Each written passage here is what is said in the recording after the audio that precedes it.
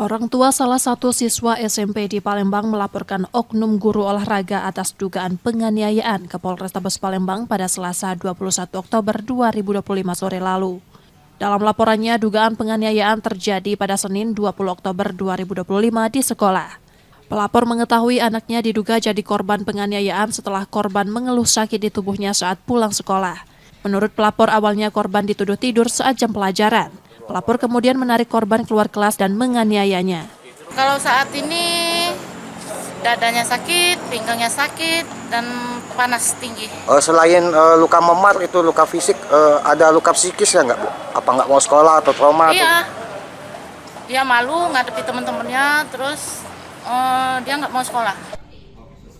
Sebelum melaporkan oknum guru tersebut, keluarga korban bersama kuasa hukumnya sudah mendatangi sekolah untuk meminta klarifikasi. Namun oknum guru tidak bersedia meminta maaf pada keluarga korban.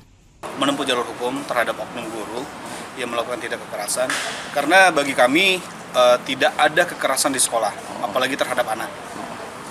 Pak sudah mediasi sama pihak sekolah, hasilnya Kami sudah gimana? melakukan mediasi, kami sudah bertemu dengan wakil kepala sekolah, kami sudah berbicara kepada oknum guru tersebut, tapi yang sangat disayangkan kepada kami adalah